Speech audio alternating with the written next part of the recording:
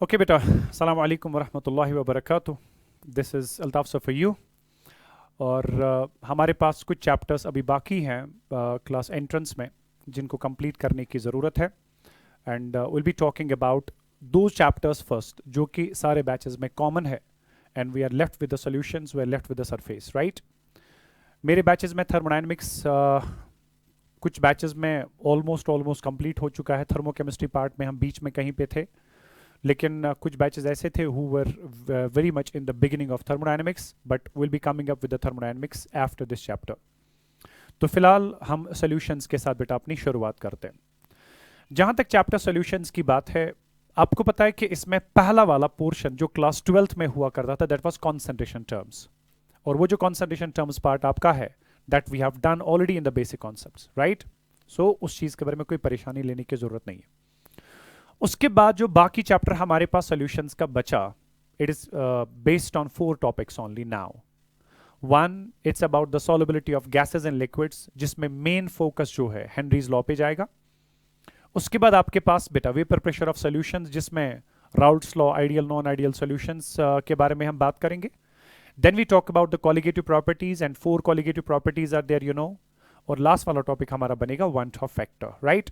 So that's all about this particular chapter, जो कि हमें इसमें डिस्कस करना पड़ेगा। And I'll be starting with the first topic today, that is solubility of gases in liquids. So this is chapter solutions, please remember, right? Solubility of gases in liquids.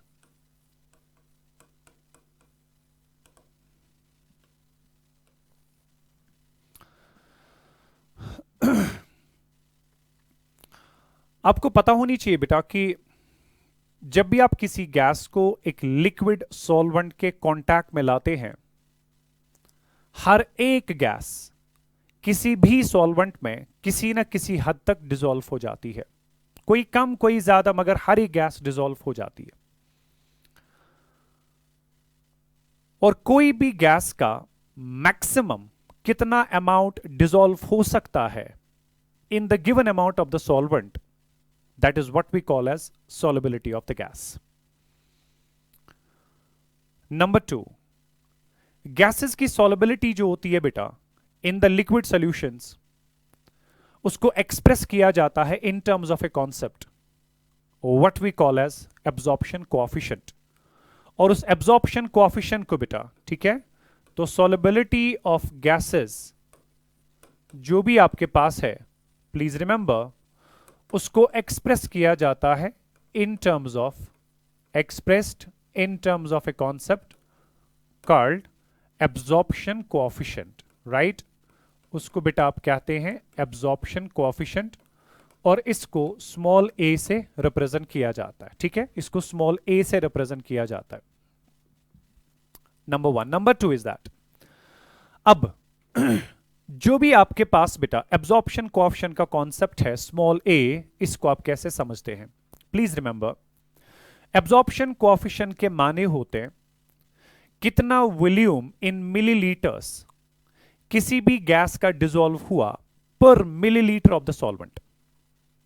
Suppose अगर आपने 1 ml solvent लिया हुआ है और इसमें आपने किसी gas को बेटा डिसॉल्व किया हुआ है, तो उस गैस का कितना वॉल्यूम एट एसटीपी, यानी कि गैस को आपने एसटीपी पे कंसीडर करना है, उस गैस का कितना वॉल्यूम एट एसटीपी डिसॉल्व होता है पर ml of the solvent to form a saturated solution. Fine, तो तब जाके बेटा उस वॉल्यूम को हम सॉल्युबिलिटी के नाम, एब्जॉर्प्शन कोएफिशिएंट के नाम से जानते हैं। तो किसी भी गैस का कितना volume in millilitres at STP dissolve होगा पर millilitre of the solvent, that is what we call as absorption coefficient. Fine, और याद रखिएगा कि एब्जॉर्प्शन कोएफिशिएंट और सॉल्युबिलिटी जो है, इनके बीच में हमेशा डायरेक्ट रिलेशनशिप रहा करता है। जिस गैस का ज्यादा वॉल्यूम डिसॉल्व होगा पर ml ऑफ द सॉल्वेंट, उसका एब्जॉर्प्शन कोएफिशिएंट ज्यादा होगा, और अकॉर्डिंगली चूंकि उसका ज्यादा वॉल्यूम डिसॉल्व हुआ मतलब ज्यादा मोल्स डिसॉल्व हुए, ज्यादा मोल्स डिसॉल्व होने का मतलब यह है कि सॉल्युबिलिटी ज्यादा है। तो जिस गैस का एब्जॉर्प्शन कोएफिशिएंट ज्यादा, उसकी सॉल्युबिलिटी ज्यादा। सो इन दोनों के बीच में हमेशा डायरेक्ट रिलेशनशिप हुआ करती है। सबसे पहला क्वेश्चन बेटा आपको इसी पे पूछा जाता है। आपको एब्जॉर्प्शन कोएफिशिएंट जो है 3-4 गैसेस का दिया जाएगा, आपको बस उन गैसेस का सॉल्युबिलिटी ऑर्डर पूछा जाएगा। तो जिस गैस का एब्जॉर्प्शन कोएफिशिएंट ज्यादा उसकी सॉल्युबिलिटी ज्यादा, जिस गैस का एब्जॉर्प्शन कोएफिशिएंट कम उसकी सॉल्युबिलिटी कम, राइट? तो इस पे कोई बहस करने की जरूरत नहीं है। It is one of the easiest things you can understand. उसके बाद बेटा हम आगे जाएंगे, will be talking about the factors affecting solubility, right? Factors affecting solubility, किस किस फैक्टर पे सॉल्युबिलिटी जो है वो डिपेंड करता है। सबसे पहले बेटा it is about the nature of the gas and the solvent, right? Nature of the gas and the solvent, आपका गैस कैसा है, आपका सॉल्वेंट कैसा है, ठीक है? इस बात पे डिपेंड करता है। और इसमें बहुत सारे फैक्टर्स हैं बेटा जिन पे आपने जो है कंसंट्रेट करना पड़ेगा। सबसे पहली बात, जो भी गैसेस रिएक्ट करते हैं विद द सॉल्वेंट, राइट? आपने कोई गैस लिया, सॉल्वेंट में चला गया, वो वहां पे रिएक्ट कर गया। जो भी गैसेस रिएक्ट करते हैं बेटा विद द सॉल्वेंट, उनके बारे में याद रखना, वहां पे केमिकल एफिनिटी जब तक ना पॉसिबल है तब तक केमिकल रिएक्शन की गुंजाइश ही नहीं है। जब तक ना गैस आपका बॉन्डिंग कर सकता है विद द सॉल्वेंट, उसी को केमिकल एफिनिटी कहा जाता है। तो चूंकि जब आपका गैस सॉल्वेंट के साथ केमिकल बॉन्डिंग में इन्वॉल्व हो गया, चूंकि chemical bond, covalent bond, ionic bond जो भी है, ये सबसे स्ट्रॉन्ग इंट्रैक्शन होती है। जब गैस की सॉल्वेंट के साथ इंट्रैक्शन सबसे स्ट्रॉन्गर हो तो सॉल्वेंट और गैस हमेशा एक दूसरे के साथ रहना पसंद करेंगे, जिसकी वजह से ऐसे गैसेस की सॉल्युबिलिटी जो है बेटा वो सबसे ज्यादा हुआ करती है। सो फर्स्ट पॉइंट दिमाग में रखें, जो भी गैसेस सॉल्वेंट के साथ रिएक्ट करेंगे उनकी केमिकल एफिनिटी होने की वजह से, उनके स्ट्रॉन्ग बॉन्डिंग की होने की वजह से विद द सॉल्वेंट, उनकी सॉल्युबिलिटी जो होती है वो मैक्सिमम हुआ करती है। जैसे आप अमोनिया की बात करेंगे, अमोनिया को अगर आप वाटर के कांटेक्ट में लाते हैं, ये वाटर में डिसॉल्व होने के बाद अमोनियम हाइड्रोक्साइड बना लेता है, मतलब ये रिएक्ट कर गया। कार्बन डाइऑक्साइड पानी वाटर के साथ कांटेक्ट में लाइए, कार्बोनिक एसिड बना गया, दैट मींस वाटर रिएक्ट कर जाता है।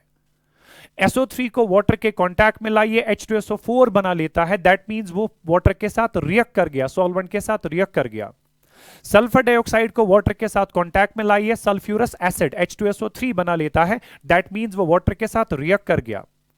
जो भी गैसेस वाटर के साथ रिएक्ट करते हैं बेटा, उनकी सॉल्युबिलिटी हमेशा सबसे ज्यादा हुआ करती है। ये पहला फैक्टर बनेगा रिएक्टिविटी। दूसरा जो है बेटा, that is about polarity and non polarity.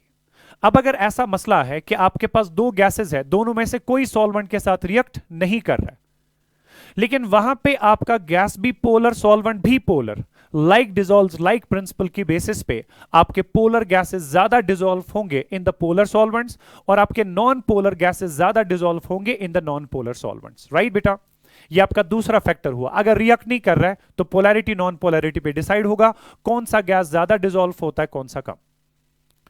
लेकिन यहां पे मैं आपको इतनी बात बताऊं कि हमें जो सॉल्वेंट दिया जाता है वो हमेशा वाटर दिया जाता है, वो हमेशा वाटर दिया जाता है।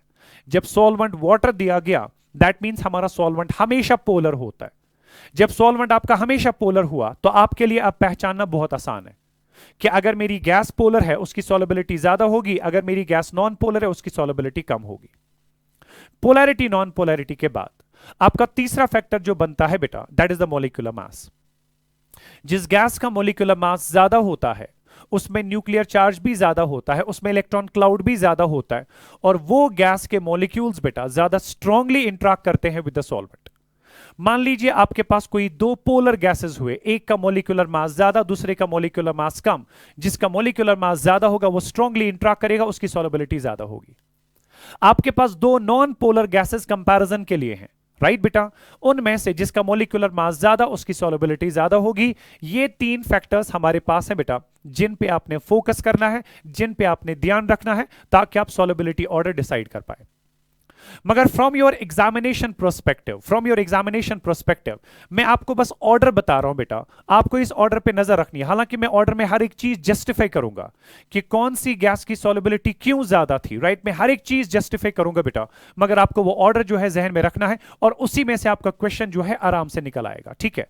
So once we talk about the factors affecting solubility, सबसे पहले आपने क्या लिया? Nature of the gas and nature of the solvent. तो सॉल्युबिलिटी ऑर्डर आप याद रखिएगा। हालांकि मैंने ये सारे फैक्टर्स फैक्टर्स आपके दिमाग में डाल दिए, कैसे डिसाइड किया जा सकता है, मगर फाइनली आपको जो क्वेश्चन पूछा जाना है सॉल्युबिलिटी ऑर्डर के बारे में पूछा जाना है, और जिन गैसेस के बारे में पूछा जाना है मैं उन सब गैसेस की बात कर रहा हूं बेटा। आपको ये क्वेश्चन जो है कॉमन गैसेस के बारे में पूछा जा रहा है। सबसे ज्यादा सॉल्युबिलिटी जिस गैस की होती है in water, that is sulphur trioxide SO3, followed by SO2, followed by NH3, followed by HCl, followed by CO2, followed by CH4, followed by O2, followed by N2, followed by H2, right? ये हमारे पास बेटा वो common gases हैं जिनके बारे में आपको ये सॉल्युबिलिटी ऑर्डर पूछा जाता है। और इन्हीं 8 जो भी मैंने गैसेस लिए, इनमें से कोई 3-4 गैसेस आपको 4 ऑप्शंस में दिए जा सकते हैं। इनमें से कौन सी गैस की सॉल्युबिलिटी वाटर के लिए मैक्सिमम है, इनमें से इन 4 गैसेस को अरेंज करो इन द इंक्रीजिंग और decreasing order of their solubilities. Order आपके सामने है। Now comes the point, sir SO3 की सॉल्युबिलिटी सबसे ज्यादा क्यों? पहली बात तो यह है बेटा, SO3, SO2, NH3, HCl और CO2 ये सारे के सारे रिएक्टिंग गैसेस होते हैं। ये सारे के सारे वाटर के साथ रिएक्ट कर जाते हैं। SO3 मैंने बता दिया H2SO4 बनाएगा, H2SO3 बनाएगा, ये NH4OH बनाएगा, ये HCl बेटा वहां पे आयोनाइज होकर H+Cl- देता है, ये कार्बोनिक एसिड बना लेता है। दैट मींस ये सारे के सारे जो है सॉल्वेंट के साथ रिएक्ट कर जाते हैं। उसके बाद मसला ये है, सर ये तो सारे रिएक्टिंग है, आप कैसे डिसाइड करेंगे? उसके बाद मैंने कहा था मॉलिक्यूलर मास, राइट? अगर आप मॉलिक्यूलर मास की बात करेंगे तो SO3 का मॉलिक्यूलर मास ज्यादा होता है एज कंपेयर टू SO2। इसकी केमिकल एफिनिटी भी ज्यादा होती है for water as compare to SO2, तो ये ज्यादा डिसॉल्व होगा as compare to this one. और इन दोनों का मॉलिक्यूलर मास इन सब से ज्यादा है, तो इस वजह से इन दोनों की सॉल्युबिलिटी इन 3 से ज्यादा होगी। अब इन 3 में से कार्बन डाइऑक्साइड का मॉलिक्यूलर मास 44, HCl का बेटा 36.5 और अमोनिया का 17। तो सॉल्युबिलिटी ऑर्डर बिल्कुल उल्टा होना चाहिए था, पहले कार्बन डाइऑक्साइड, उसके बाद HCl, उसके बाद अमोनिया होना चाहिए था, मगर ये तो बिल्कुल रिवर्स है। वजह, अमोनिया जो है बेटा इसकी वाटर के साथ स्ट्रॉन्ग एफिनिटी होने के साथ, स्ट्रॉन्ग केमिकल एफिनिटी होने के साथ साथ it undergoes hydrogen bonding with water as well, जबकि वो हाइड्रोजन बॉन्डिंग HCl और कार्बन डाइऑक्साइड में पॉसिबल नहीं है। तो इस वजह से इसमें एक एडिशनल फैक्टर बनता है, दैट इज हाइड्रोजन बॉन्डिंग, जिसकी वजह से इसकी स्ट्रॉन्ग एफिनिटी बनती है विद द सॉल्वेंट और इसकी सॉल्युबिलिटी ज्यादा होती है। HCl और CO2 में से HCl की सॉल्युबिलिटी ज्यादा क्यों, CO2 की कम क्यों? क्या इसकी कार्बन डाइऑक्साइड छोसा नॉन पोलर, HCl छोसा जिगर पोलर, और पोलर सॉल्यूट्स की सॉल्युबिलिटी पोलर सॉल्वेंट्स में ज्यादा होती है। दैट्स व्हाई HCl की सॉल्युबिलिटी CO2 से ज्यादा होगी। उसके बाद जो आपके पास बाकी बचा, CH4 आपके पास non polar, O2 non polar, N2 non polar, H2 non polar, right बेटा? जहां तक सपोज, फिलहाल मैं CH4 को ड्रॉप कर रहा हूं, जहां तक सपोज मैं इन 3 गैसेस की बात करूंगा बेटा, इनमें से O2 जो है इसका मॉलिक्यूलर मास है 32, इसका है 28, इसका है 2, इसका है 16, राइट? ये भी नॉन पोलर, ये भी नॉन पोलर, ये भी नॉन पोलर, ये भी नॉन पोलर। ये CH4 जो है O2 N2 के बाद आना चाहिए था, CO2 के बाद आना चाहिए था O2 32 वाला, उसके बाद N2 28 वाला, उसके बाद CH4 16 वाला, उसके बाद H2 आना चाहिए था, मगर CH4 फिर से एक्सेप्शनली आगे है। वजह, ठीक है, CH4 असल में इसका साइज बड़ा होता है, और जिस गैस मॉलिक्यूल का साइज बड़ा होता है बेटा उसको ज्यादा एरिया मिलता है सॉल्वेंट के साथ इंटरेक्ट करने का, उसकी इंटरेक्शन स्ट्रॉन्गर रहती है, जिसकी वजह से उसकी सॉल्युबिलिटी ज्यादा हुआ करती है। तो CH4 की सॉल्युबिलिटी एक्सेप्शनली इनसे ज्यादा। अब इनमें तो कोई गिला शिकवा है नहीं, इसका मॉलिक्यूलर मास ज्यादा as compare to N2, as compare to H2, इसलिए पहले आएगा O2, उसके बाद N2, उसके बाद H2, राइट? आपके एग्जामिनेशन प्रोस्पेक्टिव के हिसाब से दिस इज योर क्वेश्चन जो कि आपको बेटा पूछा जा सकता है। Is that part clear? तो दैट वाज अबाउट समथिंग। और इन्हीं गैसेस के बारे में आपको क्वेश्चन ऐसे भी पूछा जाता है, कोई 4 गैसेस दिए गए, in which of the following the absorption coefficient of the gas is highest, right? अब आपको याद में, अब मैंने क्या कहा था, सॉल्युबिलिटी और एब्जॉर्प्शन कोएफिशिएंट के बीच में डायरेक्ट रिलेशनशिप। तो इनमें से जिसकी सॉल्युबिलिटी ज्यादा होगी बेटा उसका एब्जॉर्प्शन कोएफिशिएंट भी ज्यादा होगा। तो आपको अगर ऑर्डर जहन में रहता है तो आपके लिए एब्जॉर्प्शन कोएफिशिएंट का ऑर्डर प्रिडिक्ट करना भी कोई बड़ा मसला नहीं होगा, आप आराम से इसको सॉल्व कर सकते हो, ठीक है? So that was my factor number 1, nature of the gas and nature of solvent. कैसे डिसाइड कर सकता है किसकी सॉल्युबिलिटी ज्यादा, किसकी सॉल्युबिलिटी कम? I will be talking about factor number 2, that's temperature. That's temperature, right बेटा। याद रखिएगा सॉलिबिलिटी ऑफ गैसेस जो है that depends upon temperature as well, क्योंकि आपको पता है कि जब भी हम किसी गैस को, सपोज बेटा मेरे पास कोई गैस है और इसको मैंने किसी लिक्विड सॉल्वेंट में डिसॉल्व कर दिया और वहां पे बेटा आपका सैचुरेटेड गैस लिक्विड सॉल्यूशन बन गया, ठीक है। क्योंकि जब गैस लिक्विड के साथ इंटरेक्ट करता है तो वहां पे इंट्रैक्शन जो है बेटा that is stronger as compare to जो गैस गैस इंट्रैक्शन होती थी, क्योंकि प्योर गैस में पार्टिकल्स एक दूसरे से काफी दूर दूर हुआ करते हैं, जिस वजह से उनके बीच में इंट्रैक्शंस वीक होती है। मगर जब यही गैस को आपने वाटर में डिसॉल्व कर दिया, सॉल्वेंट में डिसॉल्व कर दिया, लिक्विड में डिसॉल्व कर दिया, तो वहां पे ये गैस पार्टिकल्स लिक्विड के कांटेक्ट में आ जाते हैं, यानी कि particles get more stronger, sorry मोर क्लोजर। जब पार्टिकल्स बेटा सॉल्यूशन में एक दूसरे के ज्यादा नजदीक आ गए, जितना पार्टिकल ज्यादा नजदीक होते हैं उतनी इंट्रैक्शन स्ट्रॉन्गर होती है और उतना जो है बेटा याद रखिएगा एनर्जी ज्यादा रिलीज हो जाती है। तो फॉरवर्ड डायरेक्शन में जब गैस लिक्विड में जाके गैस लिक्विड सॉल्यूशन बना गया, इंट्रैक्शन स्ट्रॉन्गर हुई, और जिस भी प्रोसेस में इंट्रैक्शन स्ट्रॉन्गर हो जाती है वहां पे हमेशा एनर्जी रिलीज होती है। ऐसी प्रोसेस को बेटा कहते हैं एक्सोथर्मिक।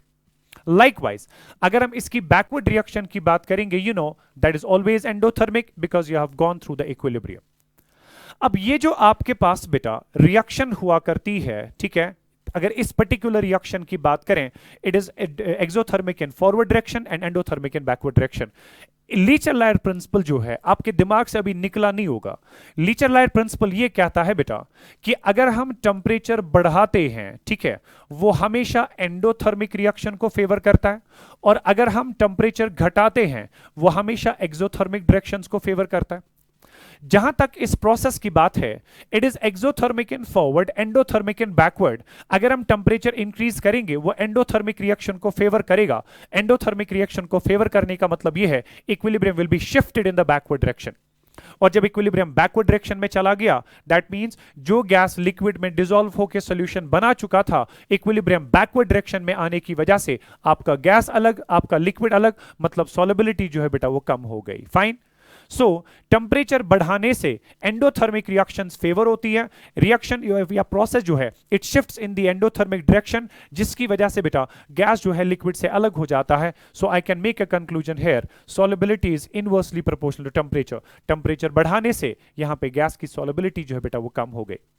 इसको लीचर-लायर प्रिंसिपल के कॉन्टेक्स्ट में एक्सप्लेन करने के अलावा एक और तरीका एक्सप्लेन करने का है, क्योंकि जब आपने गैस को लिक्विड में डिसॉल्व कर दिया, गैस लिक्विड इंट्रैक्शंस वहां पे डेवलप हुई। फाइन। अब अगर आपने टेम्परेचर बढ़ाना शुरू कर दिया, टेम्परेचर बढ़ाने की वजह से गैस लिक्विड इंट्रैक्शंस ब्रेक होना शुरू हो जाती हैं, जिसकी वजह से गैस एस्केप हो जाएगा फ्रॉम द सॉल्वेंट, राइट बेटा। जब गैस वहां पे सॉल्वेंट से एस्केप हो गया that means solubility of gas जो है बेटा वो ऑटोमेटिकली कम हो गई। फाइन। सो टेम्परेचर बढ़ाने से इंट्रैक्शंस ब्रेक हो जाती हैं, गैसेस एस्केप हो जाती हैं, और सॉल्युबिलिटी जो है बेटा वो कम हो जाती है। सो अगेन टेम्परेचर और सॉल्युबिलिटी के बीच में इनवर्स रिलेशनशिप होगा। तो ये बात भी मैंने आपके सामने रख दी है with both the logics as far as the Le Chatelier principle is concern as well as the breaking of interaction is concern.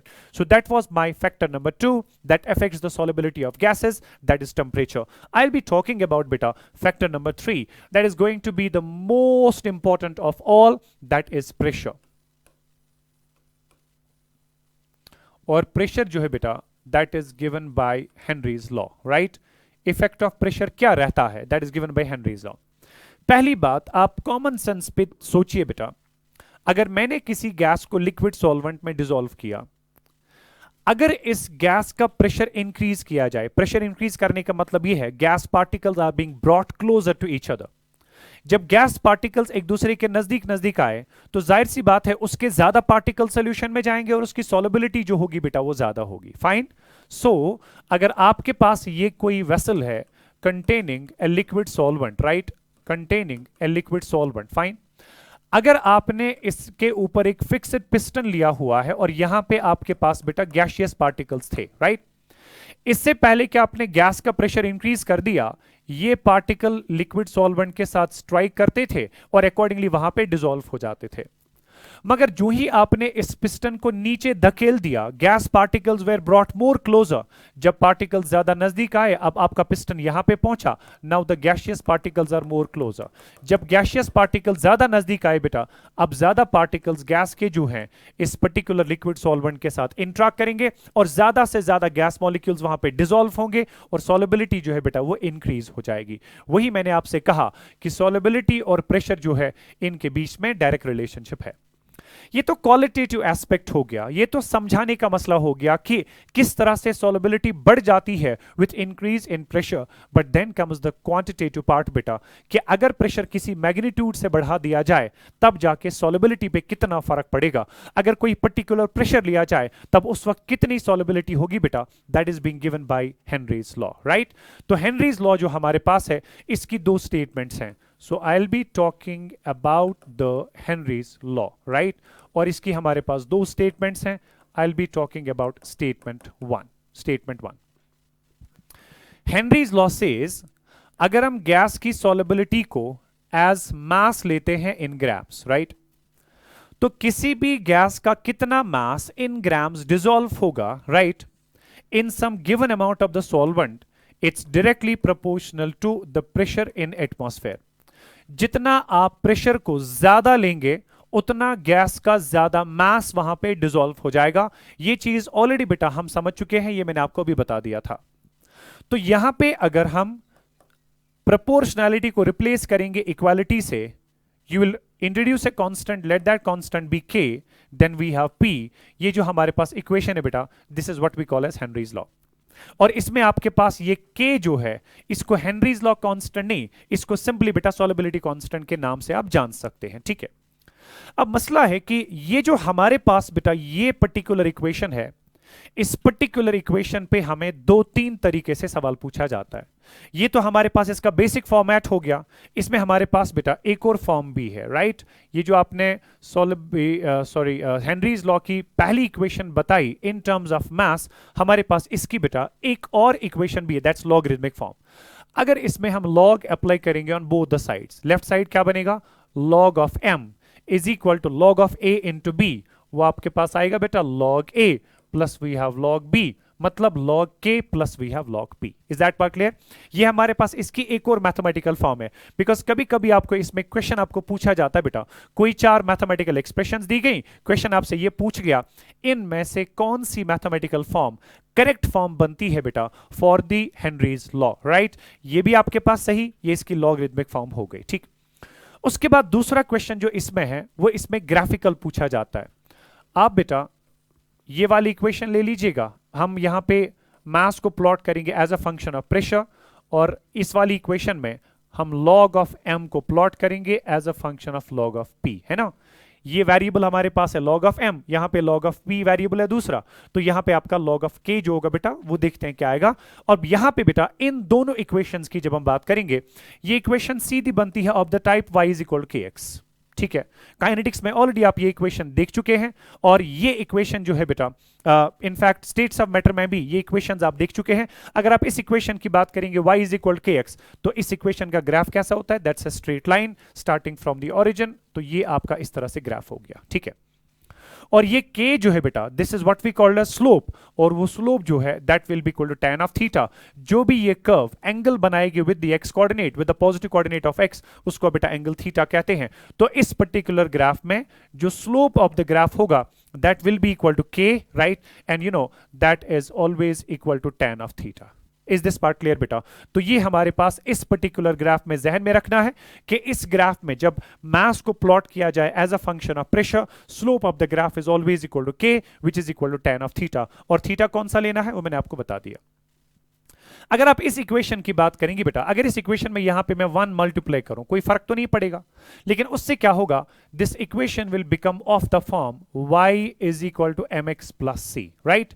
ये m आपका बनेगा स्लोप, ये x आपका बनेगा बेटा वेरिएबल, ये y आपका दूसरा वेरिएबल। आप y को प्लॉट कर रहे हो as a function of x, यानी कि आप log ऑफ m को प्लॉट कर रहे हो as a function of log of p, right.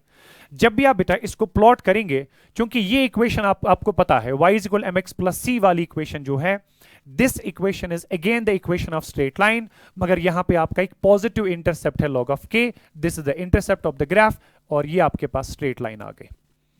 और यहां पर जो आपके पास बेटा एंगल है, this is that angle theta, this is that angle theta जो कि आपने कंसीडर करना है। अगर आप इस पर्टिकुलर इक्वेशन के हिसाब से देखें, राइट, इसमें जो आपके पास इंटरसेप्ट आएगा, मैं यहां पे मेंशन करूंगा बेटा, इस ग्राफ में जो आपका इंटरसेप्ट आएगा that will be equal to log of k, right, intercept will be equal to log of k for this particular graph, right, और आपका जो स्लोप यहां पे आएगा that will be equal to 1, और इसमें आपका स्लोप जो है दैट इज इक्वल टू 1, वो मैंने आपको बता दिया वो किस तरह से है, ठीक है। सो इसमें आपका स्लोप जो इंटरसेप्ट जो होता है दैट इज इक्वल टू 0, तो इस ग्राफ में आपका इंटरसेप्ट जो था बेटा दैट वाज इक्वल टू 0, मगर इसमें जो स्लोप आपके पास था दैट वाज k। इस ग्राफ में आपका स्लोप जो है दैट्स इक्वल टू 1 और आपका इंटरसेप्ट जो है दैट्स log ऑफ k। चूंकि आप इस ग्राफ के बारे में बहुत ज्यादा बात कर चुके हैं, इसलिए अब इस ग्राफ को बेटा और बताना, स्लोप कैसे 1 आ गया, इंटरसेप्ट कैसे log ऑफ k आ गया, that will be just the wastage of the time.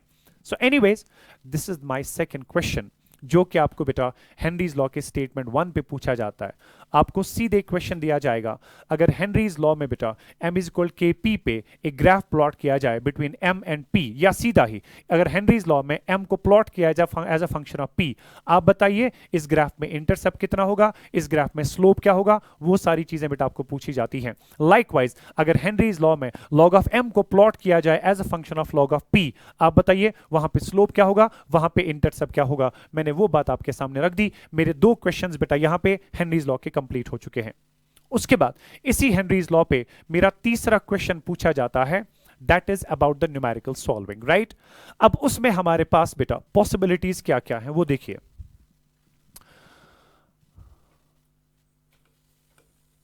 solubilities number one solubilities at 2 different pressures।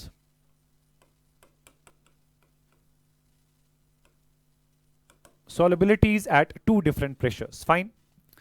कभी कभी क्या होगा बेटा, आपको किसी एक प्रेशर पे गैस की सॉल्युबिलिटी दी जाती है, यानी कि उसका मास दिया जाता है कितना डिसॉल्व हुआ।